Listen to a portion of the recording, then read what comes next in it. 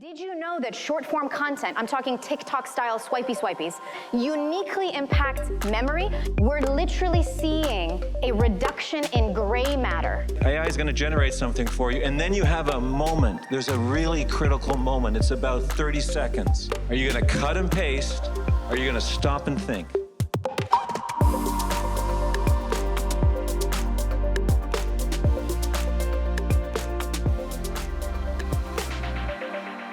Welcome to AI Truth Serum, your weekly antidote to the hype and doom of AI. I'm your host, Greg Shove, 7-time founder and the CEO of Section AI. Today, I'm sharing a conversation I had last week at South by Southwest. I was joined by my good friend and collaborator, Dr. Sahar Yousef, and we talked about how not to lose your minds to AI, how to get the cognitive superpowers without becoming cognitive zombies. By the way, we got a standing ovation. Actually, I think she got the standing ovation.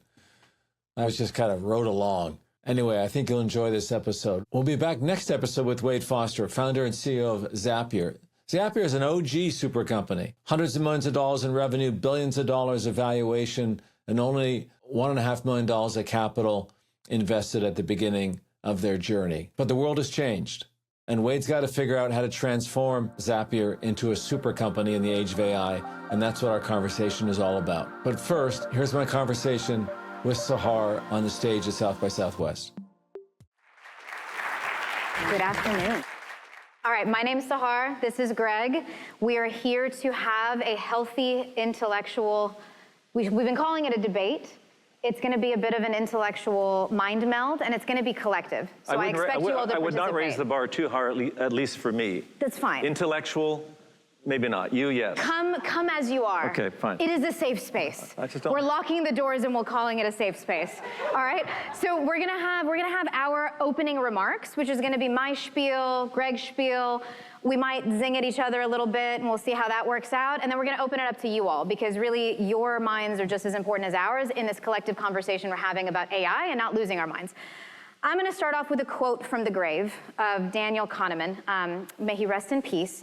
He is still the only psychologist to win a Nobel Prize, and he is from UC Berkeley, my home university, so go Bears. And he has this really interesting, famous quote about thinking, which is his thing. He studied thinking. And he says, thinking is to humans as swimming is to cats. They can do it, but they would prefer not to. Now listen. What Danny's talking about here and referring to is something that is endemic to all human biology. Human beings are designed for shortcuts, everybody. Biologically, we are all designed for shortcuts, meaning you are going to be naturally inclined to want to, for example, eat foods that are highly caloric. They're delicious to us for a reason, because food has historically been scarce. It's a lot of work to go hunt down a buffalo, right? Now you can just go get a bison taco, like down on Congress. It's great. Like, things are so much easier now. But the point here is that we are designed for shortcuts. And AI is the ultimate shortcut for what exactly? Thinking. So when I have students, I have execs, I have people from all around the world asking me, like, okay, so what is it that, what alarm are you sounding about this? The alarm is that I know we're gonna take the shortcut. We're designed to take the shortcut. We have to, we will. It's not a matter of if. And AI is the ultimate shortcut. So the urgent question that I would like all of us to contribute to answering is, are we gonna lose our minds to AI? And I believe we are at risk of that. So let's look at some of the historical data on not necessarily AI. We're at the beginning of this revolution, but we've already been through one. Social media, smartphone technology. We already have seen what it looks like for our attention spans to be uniquely impaired. In case you all are not familiar with this data, did you know that short-form content, I'm talking TikTok-style swipey-swipies, short-form reels and content uniquely impact memory? You think, by the way, and I have totally, this has happened to me personally as well. I downloaded TikTok just to see what all the hype was about.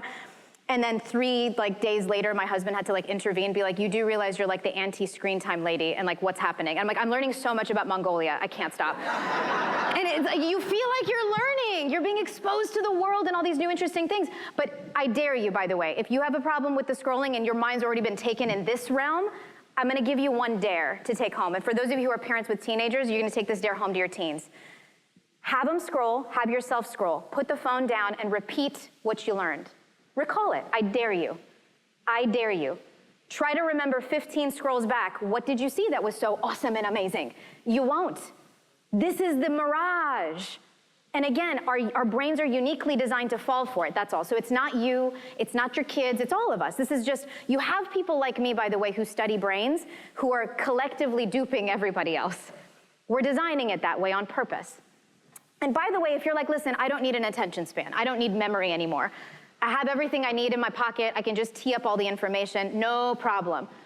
Your brains are atrophying. All of our brains are atrophying. And by the way, again, I'm not even talking about necessarily AI use. I'm literally talking about smartphone addiction. We're literally seeing a reduction in gray matter. We are seeing reductions in the muscle of the brain. In case you all are curious, so if you read headlines in the future, I want everyone here, so I get into professor mode, sorry, Greg. Go for it. White matter is the fat, gray matter is the muscle. You need both, but at the end of the day, as a meat eater, if you're looking at a steak, like, yes, the marbling is important, but the meat's the meat, all right? So if you're interested in, like, you're very, very concerned, gray matter is what we need to be concerned about, is what I'm saying. That's your personality, that's your executive function, that's where all of the meat of your mind is, that's you. The stuff that makes you you is there, and that is exactly the areas that we're atrophying. We are losing brain tissue in areas of the brain responsible for self-awareness, for memory, and on top of that, cognitive control. So we have an entire generation of the human species that is literally less able to be aware of what's going on with them. Like, I don't know what's happening for me. I'm less able to regulate and even control myself and my mind, and my feelings for that matter. This is really, really frightening stuff. And this is, I would say, very, very scary, especially for parents in the room, but it needs to be said. This is hard news to swallow. Gen Z, and these are my students right now, are the first generation in the history of human history where we've actually been measuring this stuff, that actually are less cognitively capable than their parents and their grandparents. Every single generation has been smarter than the next, until Gen Z. I know I can hear all the way. It's a hard pill to swallow, but the truth must be talked about. We have to wake up and look at the data, and we have to look at what the reality of the situation is. And let me be clear, because I also get asked this question a lot, it's not genetic. No, our babies weren't born any different than the previous ones. It is just a matter of what we do. What are we doing with our minds? And I have to say, it's not necessarily about, it's not about what technology is doing to us. And I'm going to talk about this a little bit before I hand it off to Greg. It's what it's taking away. It's not what it's doing to us, it's what it's taking away. So now that you have this machine that can essentially think for you, one needs to ask the question, how might we then position ourselves in such a way where we don't lose the capability to think in the first place, where we don't become a collective sheeple, essentially, to all of this. This is just a brief introduction to myself. I've been studying human brains for almost 20 years now, and my specific specialty is in something called cognitive neuroplasticity, or cognitive training. So essentially, I study how to make superhumans. I did that before AI, and now we're studying AI, and we're studying the impacts of AI. Just this semester, I launched a class at Berkeley called Mind, Machine, and Meaning. Folks, I asked for the biggest room they could give me on campus. They gave me 450 seats. The class sold out before the semester even started. Students are clamoring to figure out what the heck to do because they feel it. They're aware. And I really think it's important, especially for parents, to understand this. They know. They don't want to hear it from you, by the way, but they know. They know. They're well aware that it feels not so great inside of their minds. They get it. And this particular class that I want to talk about is a living experiment. It's a unique class. It's a weird class. We keep Austin weird. Berkeley's also your fellow sister in weird. So let me talk about this class for a second. It's a living experiment in the sense that it's not just a, hey, come to class, I'm going to teach you some stuff. No. I'm a scientist. So that's 450 data points and petri dishes that are sitting in my classroom. Not dissimilar in size to this room, by the way. So we baseline test every student's cognitive abilities and psychological metrics before the class started.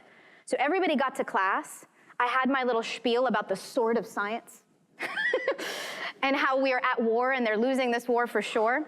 and how we need to look at where we're at today. So everyone's gonna come into the lab, and we're gonna test their attention spans. We're gonna test their memory. We tested their general fluid intelligence, and we tested them on every psychological metric they would pretty much let me test. And let me give you the breakdown. Loneliness, anxiety, depression, life satisfaction, sense of meaning and purpose.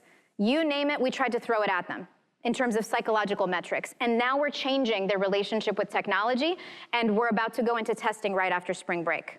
But I promised you all, so by the way, thank you for those who voted for this panel on Panel Picker, because I promised y'all something. I promised Greg something. And that is unpublished data that nobody in the world knows about. So you all who are here live are gonna hear this first. By the way, this is my favorite part of science.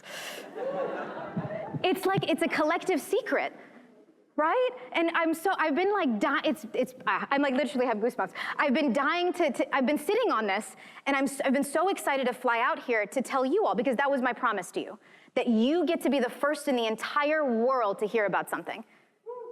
I know. And in case you wanted to know what hot mess was in the background of looking at this, these were the late nights at Berkeley, right? And that up there is Jay, and he's on the team, but he's one of the students in the actual class. So he was able to like look at his own brain data, and he was like, oh no. But he's a data scientist, so it's really hard. It's a complicated process. Anyway, the point is, I have 3 insights to share with you. The first one, it turns out people who are addicted to their phones and social media are 30% more likely to become cognitively dependent. And by that, by the way, we mean cognitive surrender. I mean, you give yourself away. Take me now, AI. Who am I to think in comparison to you? 30% is a ridiculously high correlation and significance here in the data. That means if you feel like you have a funky monkey relationship with either scrolling, or you have a funky monkey relationship with, by the way, let's be honest, like I'm looking to the adults in the room, it's not for us, it's oftentimes not scrolling, it's email. Do you have to check it one last time before you go to bed? Is the first thing you check even on a Saturday morning? Yeah, okay. It's the same thing, folks, it's digital dependence. So if you're already experiencing digital dependence, you're more likely to be dependent on AI. And it's really important to harp on this one last point, even when the AI is wrong. Even when the AI is wrong. That means when we pose to the students, we allow them to work with AI, and we put in fake wrong information, they can't tell. Again, take me now, AI. It's cognitive surrender. The second thing that emerged in the data, two traits that make people susceptible to relying on AI for specifically companionship and connection. And the heartbreaking truth, the heartbreaking questions we were asking here is like, do you feel like your AI understands you better than your best friend? Does it understand you better than your family? When something's happening for you, are you more likely to turn to it than you are to, again, friends and family in your community? And the answer was a resounding yes for two categories of students. The lonely ones. No surprise there, but it still breaks my heart. The second is really scary. Wow, so many phones came up to take a picture of that one. It's great, it's important. That one it's not obvious, but listen, what college student doesn't lack a little bit of purpose? We're supposed to at that age. Are you kidding? We're trying to find our purpose. We're trying to find our passion and find our calling. And this technology is preying on exactly those young people who are in this awkward middle moment in their lives. The third one, this is where I wanted to end on some good news. One cognitive trait was the only protector that showed up in the data that actually seemed to stave off. And this was in the pictures I was showing, and it was hard to see, but it was this beautiful blue streak in a sea of red. In a sea of hot garbage mess, there was like a few blue squares in the data set, and it was like, oh, wait, what's that? And the one protector is mindfulness. Adults that score higher in mindfulness seem to be immune in a very fascinating way to both cognitive dependence, cognitive surrender to AI, but also leaning AI for connection and companionship. So if you were to push on one area of your own mind, if you were to exercise something, I would urge you all to really focus in on mindfulness. And for those, let me just define mindfulness, because I see some like scrunched faces. Yes, mindfulness doesn't necessarily mean shave your head and move to a mountainside and start meditating for 10 hours a day. all right? Mindfulness means mental presence. It means, are you here? Are you here with me right now? Like, seriously, are you here in this moment? Or are you all now checking your text messages, I see, okay? Are you making notes? Yeah, okay. Are you here? When you're in a conversation with someone, are you here? Are you here? That's all. That's what that means. And this trait of mindfulness seems to be the big cognitive protector in this. And more good news, it's a trainable skill. You're not born with a certain amount of mindfulness that like, you know, carries through your life. It's a trainable skill like any other. I've spent many, many years training this skill myself in my lab and outside of my lab. That mental presence, again, is a trainable skill. So, okay, I don't harp on good news much, all right? This is something Greg and I have in common. We're kind of both like fear mongers. We're just in different domains and we disagree a lot, but we're just sort of like, uh-oh, what's the bad news? Who are we fighting here, all right? So back to the bad news. It's not what the tech is doing. I cannot harp on this one enough. This is probably my most critical piece of advice and my biggest hypothesis to share with you all. It's what it's removing. And the thing it's removing is effort. When we are scrolling, for example, we'll focus there because we all have that shared experience already. I get to swipe the moment a piece of content is not mildly interesting or fascinating to me. The moment it doesn't hit, I go, swipe, I'm done with you, shh.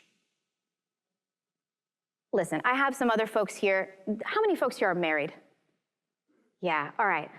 Those who didn't raise your hands, talk to the people around you. You can't swipe on your spouse, but there will be plenty of moments and times where you kind of want to. Like, and really my point is everything good in life, and everything good in life is behind a great deal of effort. Everything that I've ever experienced that's worth being proud of in my own life is behind an all-nighter, a big push, pushing myself, challenging myself, a really important conversation, stepping outside of my comfort zone. And my fear here is, and I see it in my own students, they didn't lose it. No, scratch that. They didn't lose it. We stole it from them. They never got a chance to develop being uncomfortable. They didn't get a chance to say, listen, this is what's on TV, all right? That's it. That's it, buddy. Or like, no, you can't go anywhere. Like, this is it. We've removed the effort. But all good things are behind that. And now AI is removing a shitload more effort out of the one area that I think makes us truly, uniquely, beautifully human, and it's our ability to think. And I think it's gonna be a shit show. I asked my students this question, and I thought maybe many of you might be interested in this. And again, this is, again, at the #1 public university in the entire world. What percentage of your peers do you estimate are no longer actively participating in their education? This is anonymously, I asked this, all right? It said 50%. It's half. And for those of you, by the way, maybe like Greg, I'm an employer as well, I'll be honest, all right? And if you're just thinking like, well, you know, this is not really gonna impact me. It's not my problem. Gen Z is going to be 30% of the workforce in 4 years. These will be our future leaders, like every generation. We gotta do something about it. So my final statements here, I'd like you all to start to think about your brains just like any other muscle in your body, all right? Use it or lose it. That concept has always been true with the body, right? If anyone here has ever broken a bone, you know what I'm talking about. If you get a limb casted for 6 months, when you take that cast off, it's a little smaller than the other one. It's atrophied, it's supposed to do that. It's a beautiful biological system. Well, the brain is the same way. So if you don't use certain brain muscles, if you don't use and flex them and put effort in and exercise those brain areas, they will in fact atrophy. And we are set up for that essentially atrophying quickly. But optimistically, I do think we're at the beginning of this. I mean, seriously, look at the sheer number of sessions on AI here at South by this year. This is the moment. We're at the beginning. It's like that roller coaster at the top where you're about to do this thing. We're all taking a big inhale and we're about to go in together. And no, nobody has a magical crystal ball to tell you what's gonna happen in the future. We're collectively designing it together. I don't think anyone needs to lose their minds. I think it will be a choice. I don't think it needs to happen. I think we can continue to use AI, but choose to not let those muscles atrophy and to keep putting in effort in the thinking department. All right, thank you all for your attention.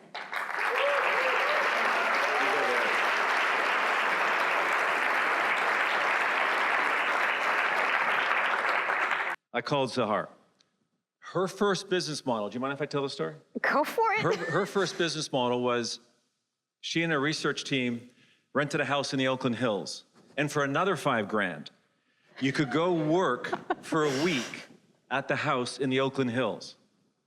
Bring your laptop. They had an office, they had whiteboards, they had a kitchen, they had a gym with workout equipment in the gym.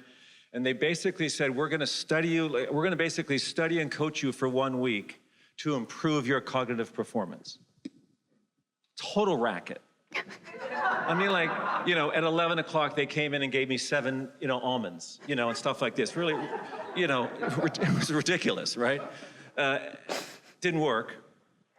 But then she figured it out. That was the old business. She's got a new business now. She's crushing it. The company's called Becoming Superhuman. And as you can tell, she teaches at Berkeley. I have one question for you. Those funky monkey, is that a scientific term? Oh, totally, Yeah, totally. Okay. All right. Listen, I'm the villain today.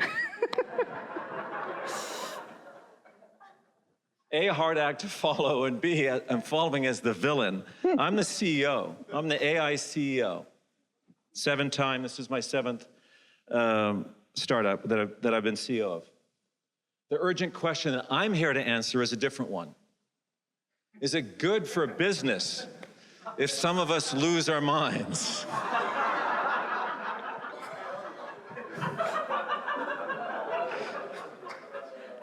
She's trying to save the world. I'm trying to retire. Let's be honest. I need to get out of Dodge before it's too late. Okay. So let me zoom out. Here's what's going on, I think, in the next decade. We're entering the era of super companies. Super companies will be the only companies, in my opinion, that survive. Super companies will attract the best talent. They'll have the best ideas, and they'll attract all the capital. There are no super companies yet, let's be clear. Super companies have to stay in business and make money. We have prospective super companies in this moment. OpenAI, Anthropic, Glean, pick your favorite AI application. It's a potential super company. We'll know in 10 years who makes it to the other side. We'll write business school cases about them and write books and stuff like that, right? But super companies are different. They convert inference, that's just Silicon Valley's fancy word for AI. They convert AI into business value, enduring business value, faster and better than competitors. CEOs of super companies, people like me, even old ones like me, are realizing that, first of all, inference is now going to be my second biggest expense after people. And that my job as a CEO and the management team is to convert that inference, convert that investment into enduring business value faster and better than my competitors. If I do that, I get to be a super company. I get to keep my best employees, I get to attract capital. Hopefully, eventually, I get to make money. Super companies are different on the inside. They are smaller. So I think that's obvious now to all of us. Their revenue per employee numbers are unheard of in terms of being high. They will make Google look like an inefficient company in 10 years. $2 million revenue per employee will become 5 or 7 for super companies. They're going to be very efficient. On the inside, they have 5 components. Some of them are obvious. They're jacked on AI. They're buying a lot of AI. There's a big cable out the back hooked up to a bunch of AI. They are deploying agents, call them whatever you want, agentic workflows, agents. They've been overhyped, obviously, but they're now arriving for work. And in the real world, we'll call those, of course, robots. They have super employees, super managers, and super leaders. This is a super company. It's smaller, jacked on AI, with 3 levels humanity doing the job a little differently. I want my companies to be super companies, obviously. And we're very explicit, therefore, in how to do that. For example, we have these competency, expectations, as you would expect, four levels of AI competency. We're small. My company's 45 people. We'll be maybe 100 by the end of the year at most. We're all experts or practitioners. I'm probably the only practitioner, to be honest. Everybody else in the company is under the age of 35 or at least 40 and are experts. There is a danger zone at that practitioner level. We'll go back to that. We train people on how to work with their AIs. We're very explicit in terms of here's how you should think about using your AIs for cognitive manual labor and for cognitive sort of high labor, right? Think about it as what you're outsourcing to AI, repetitive, boring, frustrating work. Buy yourself some time. The research is showing 7.5 hours per average knowledge worker per week saved. Your decision what to do with that time. Walk the dog, take a yoga class, make dinner for the kids, or work harder. You know what I want, but you decide what to do with that time. Make yourself a little more efficient, buy back some time. High leverage thought partnership. The decisions and moments that matter, can you introduce AI into your work life to optimize your decisions? We even have operating principles now. How to work with AI. We are really explicit about this. We tell employees, push back, critique, improve, don't cut and paste. Every new employee goes through an onboarding where they're taught the operating principles. We're really serious about this shit, and look what's already happening. We're 3 years in, we're jacked on AI, and we're already losing our minds. And we're an AI company, and we talk about this all the time. And all of these four have happened to me in the last 4 weeks. Sure, I vibe coded a prototype, that's cool. Well, that was a waste of time because that feature is nowhere on the roadmaps. I don't know why you spent any time vibe coding that feature. You got A for initiative, yeah, but it was dumb, right? The second one, I'm seeing this all the time now. Here's a business case. Like, what? This is a $500 decision. You wrote a business case. Like, what the fuck is going on here? Right? You took your friction and you transferred it to me. That's what you just did. And you want, props for it. Give me a break. Buy it and own the decision, or don't buy it. But don't send me in Slack a 3-page business case written by GPT. We have lots of options. No, we only had 1 or 2. You just came up with 7. GPT came up with 7, and now you put a meeting on my calendar to discuss all the options. Right? I got 8, this was last week. I got 8 agents working on this. This should be good. Maybe, I don't know. Yeah, exactly. It could be shit too. Okay, here's what's going on. My workforce, all workforces are splitting. I used to think 3 years ago, when, like all of us, I fell in love with ChatGPT Plus, obsessed for days. I used to think, it's clear what's going to happen. There'll be the AI class and the non-AI class. Those in the AI class will accelerate faster, have better economic opportunity, and so on. That made sense in that moment 3 years ago. Of course, we're all going to be in the AI class, assuming we're in the knowledge economy or close to it. This is what's happening. We're becoming drivers or passengers. Drivers manage their AIs. Prompt effectively, and sure, we're not going to always be prompting, but by the way, they've been telling us we're not going to prompt, and we're still prompting, right? So we need to know how to prompt, obviously. We're having conversations, not asking questions.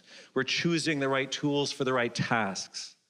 We're smart enough about our AIs to know which AIs to use. We're verifying the output still, because it's a crazy technology, still so unreliable, so smart and so stupid, clown and genius at the same time, right? And we own the decisions. I'm sure, all I'm going to ask, have you been in a meeting or conversation where someone has said, the AI says we should do this? Has anybody experienced that? Raise your hand. Raise your hand. Okay. That's about a third of you. It'll be 100% by the end of next year. Next time we're together. It'll be 100%. No. Right? Passengers defer. And by the way, it's not because they're lazy. It's not because they're necessarily unambitious. It's not because they don't have ideas. Maybe they're overworked. Maybe they think you want them to do this because you keep talking about AI and being more productive and being more efficient. So they keep outsourcing more stuff to AI, and then, they're on the like hamster wheel of AI. I don't think it's all out of laziness. It's not. Some of it's well-intentioned. It's just ineffective. This is how it looks like in real life. When you're chatting, you have a choice to make, right? You initiate the work. That is a key human moment. You decide what to work on. That's what you're paid to do. Work with your AI, collaborate with the AI. AI is going to generate something for you, and then you have a moment. There's a really critical moment. It's about 30 seconds. Are you going to cut and paste? Or are you going to stop and think?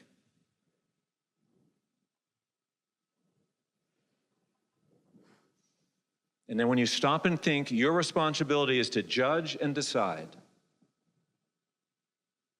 By the way, we're going to hopefully get a question or have time to talk about how the hell do we teach young people to judge and decide if they're not doing the work, if they're not getting the reps that they would have normally got, right? But there's ways we're going to do that. We're going to have to. Otherwise, we'll have no middle management in 15 years. And I think we'll need middle management in 10 or 15 years, as Sahar says. So there's a smart loop and a dumb loop. Take the smart loop. In an agentic world, right, the agentic version of this is you now architect the solution or the workflow, right? You map out the task, the steps in the task. That's the human. That's us, right? We're still needed. This is the good news, right? AI completes, and then again, you have a moment. Set and forget. Go take a yoga class, or just take an extra 30 seconds and insert yourself back in the loop, right? Human in the loop. Okay, signs you're losing your mind at work. And this is sneaky, right? You got to remember, right? We know the business model of Silicon Valley. It is a business model of addiction. When ChatGPT says, you want me to work on the PDF? Can I make the slides? Can I update the spreadsheet? What is it doing? What are you doing? Yes, yes, yes. By the second yes, stop. That's a signal you are losing your mind. You are surrendering to GPT or Claude or Gemini. You're letting them do your job. If you are always hitting your work, unless you're one of the few, I was never this person, obviously, unless you're one of the few people that hits your work deadlines all the time and you're calm and composed, not anxious, sure, okay, you're a freak of nature. Most of us, right, last minute, a little stress, like if you're in a moment where, hey, I'm getting everything done, this is smooth, you're using AI too much. If you're knocking through your to-do list, show me someone who's knocking through their to-do list, and I'll show you someone using AI too much right now.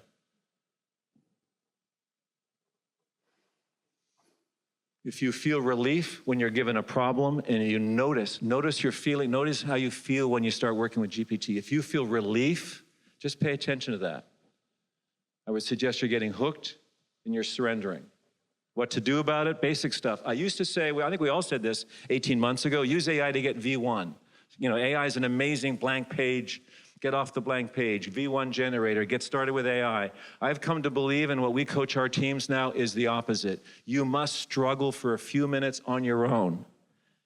Even if it's 2 or 3 bullet points, even if it's something you know nothing about, just sit there for a few minutes and struggle just a little bit. That essentially will help you construct the prompt if you're going to go work with AI.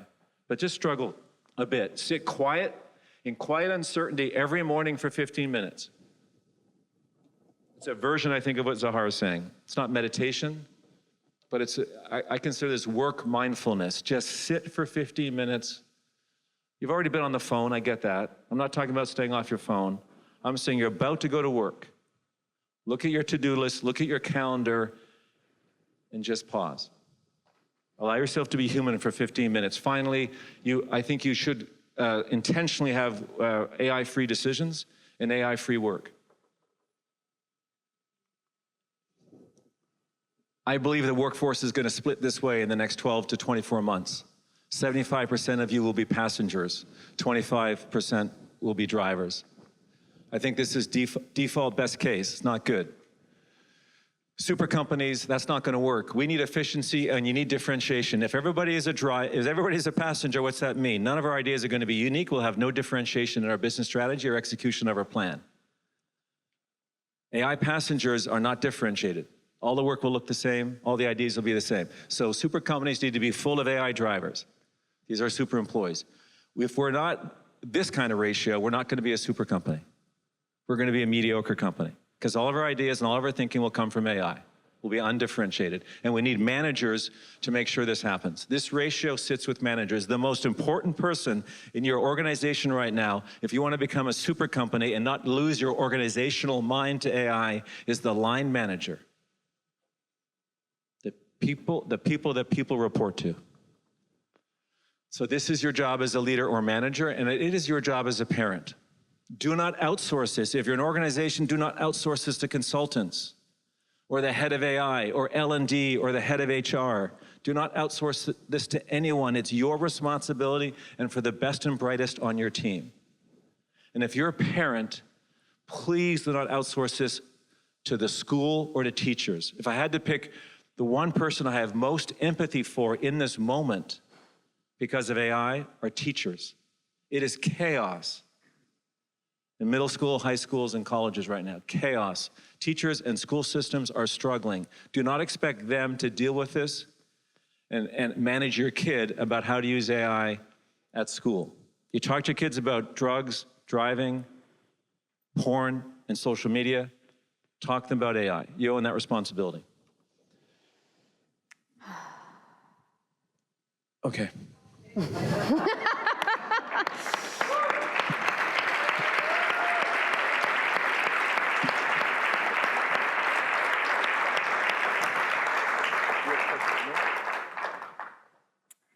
Wow, okay, scary. There were some things I agreed with, some things I disagreed with. And by the way, I actually never seen Greg do that, so that this was legitimately. And we have actually both of our spouses here as somewhat witnesses that have seen us like vaguely discuss this, but not really, because we wanted it to be a real organic conversation. I have a follow-up question about this whole concept of the super company thing. And I'm not naming names. I'm happy to be spicy, but I'll just, I'll keep it mildly respectful. Because there are massive companies that dictate our economy right now that are running the show for the world. For the world. Their names might be in the room or around South by. They're on the streets. You might see them everywhere, here and there and everywhere. And it's literally everywhere. So the model you put up is so wildly different from the last, 100 years or what, since the Industrial Revolution. Are the companies, are current companies going to adapt and be super companies? I think that 70% of legacy firms in language-intensive businesses or inside the knowledge economy in the blast radius of ever-improving AI will fail to transform. I think most will not make it.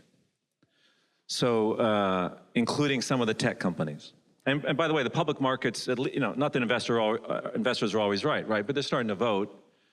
Google, in my opinion, Google's performance in terms of stock performance reflects the market's point of view that they will transform. They will be a super company in the future.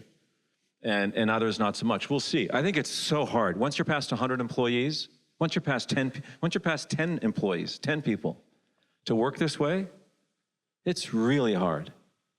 We've got 40 people who are an AI company. And I just hired our first head of AI. Because I'm frustrated at the lack of pace in terms of our ability and willingness to change the way we work. I think this is really hard. And just know that if you're a manager or a leader, you're signing up to do some hard work here, but I think we have to do it for the health of our organizations. Okay. Do you have a question for me? I do have a question for you, because you were long on theory.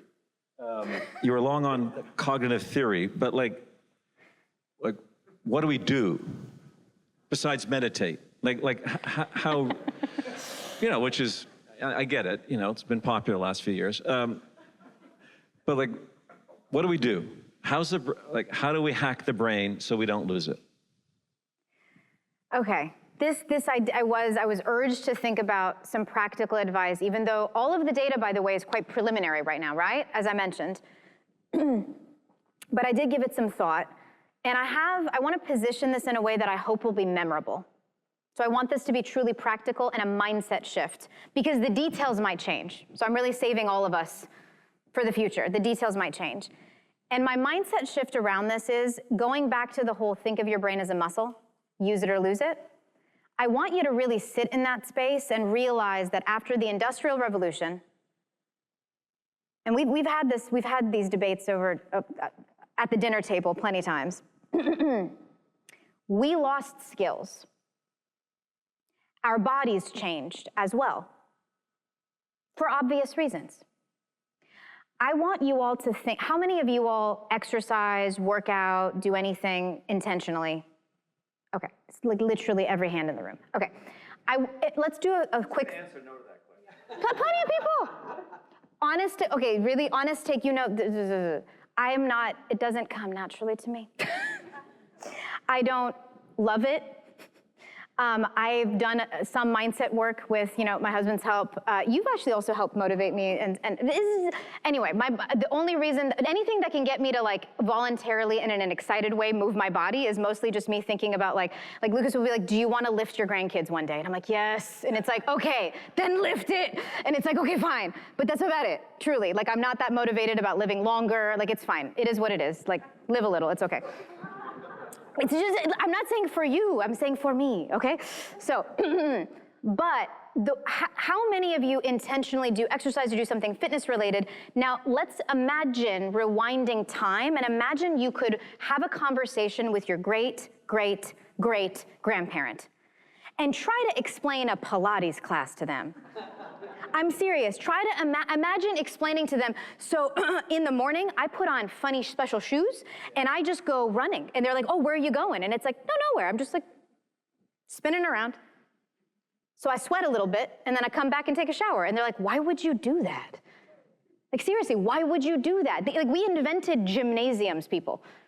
Like, it is not endemic and natural. This is like, we've invented this shit because of all the things that the Industrial Revolution 2 revolutions ago took away from us. Skill, right? So we had to do it. And listen, it is your choice, in the same way that it is my choice at the end of the day. I could continue to be my squishy self, or I could continue, and it doesn't matter. There's no judgment necessarily, although, again, my take is I urge you all to not let your minds atrophy. And we don't have brain gyms yet. I do anticipate we will be creating some version of them. Hasn't been invented yet.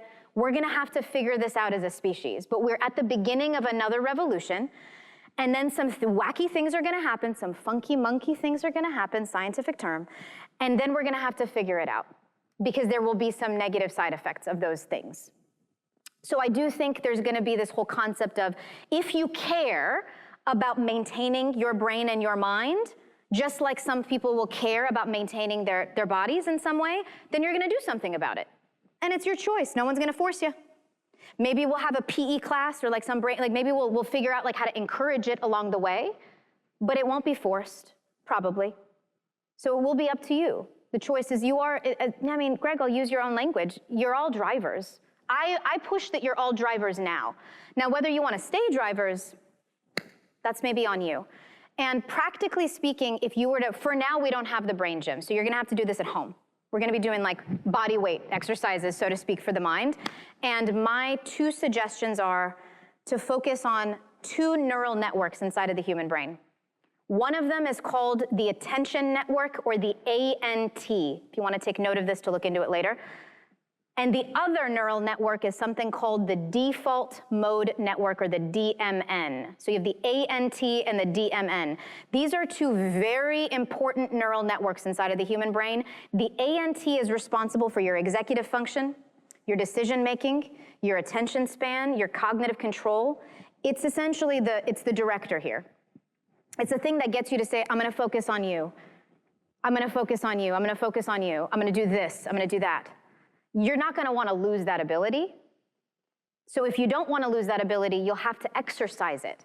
You'll have to exercise it, you'll have to work on it. And the other, the DMN, the default mode network, is almost the opposite of the ANT.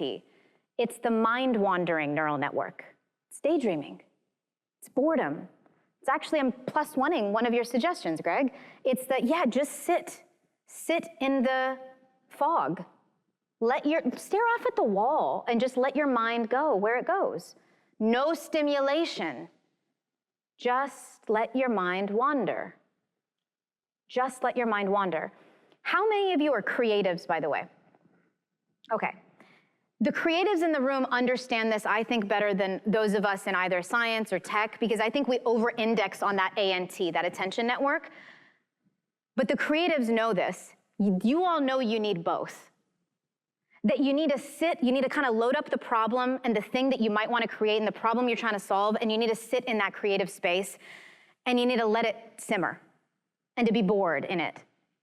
And then at some point, you'll come up with the aha, and you'll be like, now I execute. Now I need to get all my neural resources and start doing, and get that bias towards action, and you need both. So that would be my suggestion. It would be to use your brain gym at home, be bored, let your mind wander, get that DMN active, and then also get that attention network, the ANT active, every day, a little bit every single day.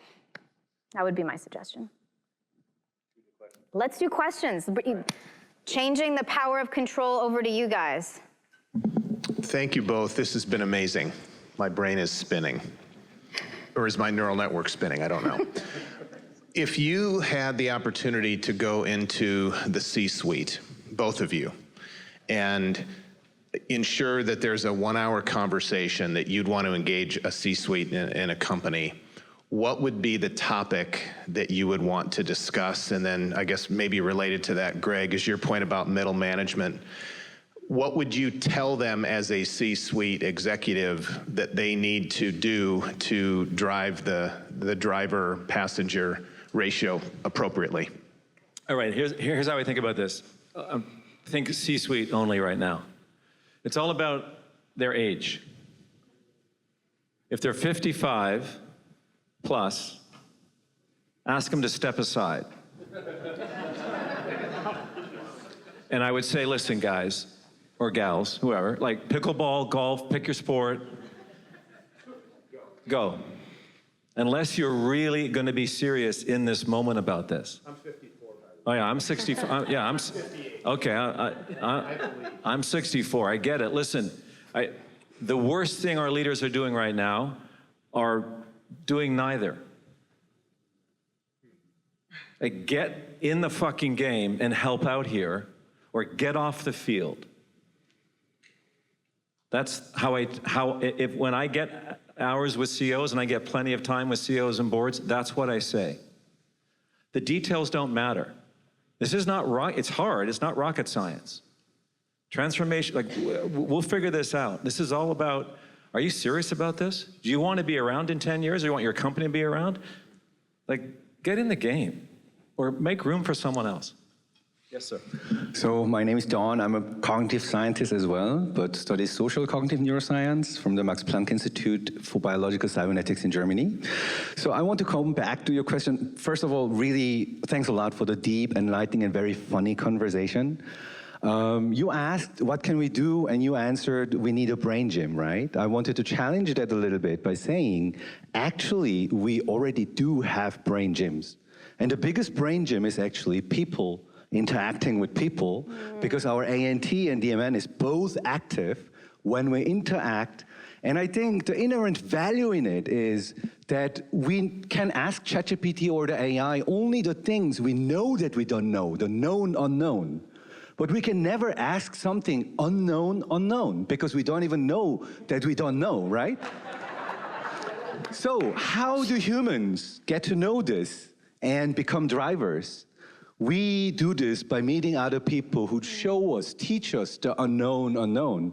So I think also from your data, when you showed loneliness is one factor, we need new ways of designing systems, interactions, how people open up and connect their brains with other brains. And I think that could be one solution in times of AI. By the way, I'm writing a book on the impact of AI on the brain, and that would be my answer. The question would be, what do you think about this? I would say, by the way, beautifully said by a true cognitive scientist, so thank you for that. I agree with you 100%. That was data that we didn't want to necessarily dig into, but let me volley back, because by the way, we talked about this, and this is one of the notes really I wanted to end on today, which is like what the medium is the message. Sit with that. Meaning there's a reason why Greg and I said, let's have a debate. The medium, which is what we're doing, humans fighting each other, debating each other, saying, hey, no, I'm gonna come up and I'm gonna throw my volley to you, and this is what makes us human. And it's so good for your brain, as you said. And when you stop doing that and you defer and you surrender, that's when you're losing it. That's when you're in the passenger seat. I would actually push, and I would say, that's when you're in the trunk of the freaking car. You're trapped in the trunk. You don't even know what's happening. You don't even know you're in the back of a Waymo and you don't even know where it's going. You're in the trunk of the Waymo. You're in the trunk of the Waymo. You're in the trunk of the Waymo. So I would say +1 to that advice, which is so we wanted to model what it is to be human in the age of AI, and it's this. South by is a beautiful example. We could have done this on Zoom. That's not fun. That's not good for you either. This is what's good for you. And my volley back to you, and my volley back to everybody else, Gen Z is spending 50% of their time alone. My students, about 70% of them say that they're not ready for a relationship, although they would like one, in the 18 to 24 age range. So although I would say, hell yes, we need to be interacting, we need to be debating, we need to be touching each other, all of the things, it's not happening though. It's happening less and less and less. And this is another concern of mine. Thank you, sir. So brain gyms should be not at home, but at places like this, right? Yes. Yeah. Thank you. Thank you. Hi, I think that partly answered my question, but I'm at an AI startup, and the way that you put that, the passengers and the drivers, was really interesting because I have that struggle, and I think people on my team have that struggle. But what scares me more, and the question I have, is as a parent to a 6-year-old and a 3-year-old, I want my children to be drivers, but I also want them to have cognitive functioning and mind wandering. And do you have advice for how to approach that? Why don't we save that? Yeah. Let's do we have time for one? We'll do one more question, and then we'll get to we'll answer your question in the wrap up. Okay. Okay? Thank you. Great question. Maybe the most important question. Yeah. Yes, ma'am. Hi, my question's actually similar to that. In being a driver and a passenger, if you find yourself in the trunk of the Waymo, is there the opportunity to reverse that? Is there a point of no return for our brain when you just become so deep in passenger that you can't turn that brain around? It does not, you don't have that function. You don't have, regardless of drive, is there no point of return? It is never too late. It is never too late. It is true that you're more plastic at a younger age, but we remain plastic. This has actually been one of the most exciting new findings of the 21st century in neuroscience, is that we continue to adapt. We continue to adapt. An age, specifically, when your brain is young? You're good. You're fine. You're fine. Yeah. No, I mean, everyone's good. I have a 3-year-old. She's talking to me. She's talking to me right now. No, you're good too. All right, thank you both. Yeah. Thank you. We don't have any. Huh? Okay, we can do that. We can do a wrap up. We got to wrap. Okay, I'm sorry. We have to wrap. We'll hang out. Yeah, we're not going anywhere. Thank you. Who's going first? Oh, you are. I am. Okay. All right. We were asked to set up some advice for different age ranges. So to some of your questions, this will hit there. If you're young, my number one recommendation is focus on building those muscles. I like that Greg used the word jacked. I want your brain jacked. going in to your middle age and to your senior years. You're gonna build that foundation now. I want you to start building the cognitive muscles, and not just all of the intelligence stuff that I was riffing on, which I recognize is my area of expertise, but also communication, socialization. You gotta build those EQ muscles too. You need them, we need them for you, we need them. Next, age 35, you're in the middle. Welcome to the sandwich, it kind of sucks. The biggest issue I see with the middle in the West, okay? And I say this as a Middle Eastern gal. We've lost the village. They've taken it from us. We needed that thing. Parents are not thriving. It's hard. Don't lose your village, and if you feel like you don't have one, get one. Seriously, get one. And also, my humble opinion around mastery, by your middle age, you should pretty much know what your superpower is and what you're best at. And I'd like you to stay there 50% of the time, and the other 50% keep challenging yourself. All right? Lastly, if you're in the 55, redefine your purpose, because purpose is a non-negotiable. And I mean that from a psychological and data-driven lens. When human beings lack a sense of purpose, the brain begins to atrophy. So there's no, I don't care for the word retirement. And this is something Greg and I mostly agree on. Retire from what? Vacation from what? It's life. Welcome. Breathe. Live it. What do you mean?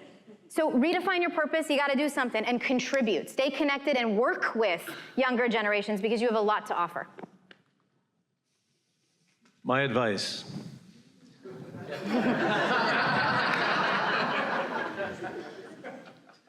Now, I live in a bubble for sure. We live in San Francisco, and obviously live in that kind of tech startup world. But 2 people in the last couple days told me that they had kids drop out of school at freshman or sophomore to go work at a startup. Not necessarily AI, but I mean, I think that's the right thing to do if you're not committed. Like, commit to school or get out. Make a lot of stuff. Don't generate a lot of shit. Make a lot of stuff with AI. Just keep building stuff. In anything, music, like, business plans, whatever, like, make stuff. Be super, it's not that hard to be in the top 25% of your class. It isn't.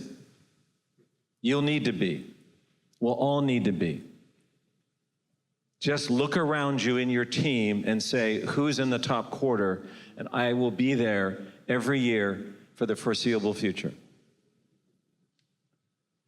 One superpower, human superpower. Hone that. It doesn't have storytelling, sure, okay, maybe, but like, maybe just getting teams aligned. You're amazing at that. Maybe it's presentation skills. Maybe it's writing. Hone that one human superpower. Keep working it. You will be so valuable.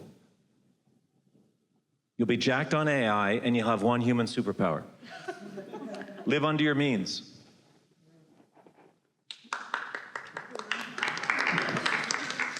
Let's just build some resilience. Who knows what's going to happen?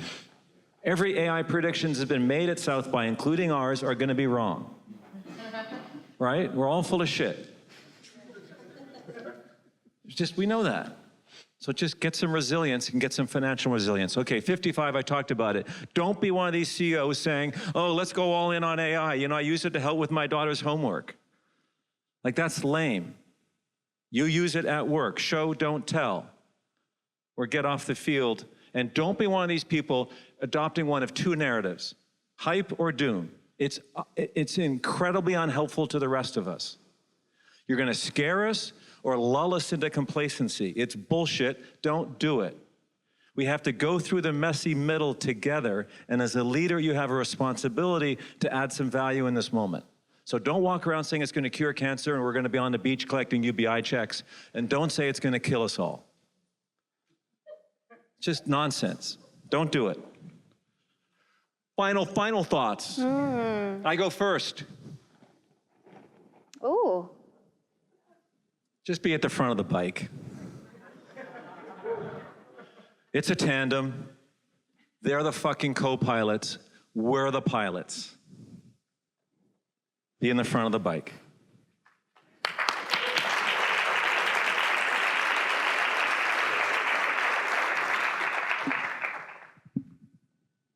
This is my favorite quote. I tell every student of mine, any class I teach, I find a way to weave this in. Until you make the unconscious conscious, it will direct your life and you will call it fate. It is important to be aware. It is important to keep thinking. It is important to engage. It is important to ask questions. It is important to not lose our minds in this process. And what would be painful, and this might be in all of the differences of opinion that Greg and I have around, super companies and how everyone needs to be using it and blah, blah, blah, all the things. The one space where I think there is some agreement is around intentionality, because you have to intentionally decide to be in the front. You got to pick your seat, driver versus passenger, or in the trunk of the Waymo. You got to pick your seat. And that's what I would say too. My parting thought is, don't forget you have agency here. Don't forget that you have agency. We always have choice. We always have choice. We're choosing every single day who we're going to be in the future, and we're choosing every single day how our brains and our minds and our souls are going to keep propelling us into the future. So be in the front of the bike, I guess. And with that, thank you all so much for your attention. And we really want to say, keep thinking. As was beautifully said, keep talking.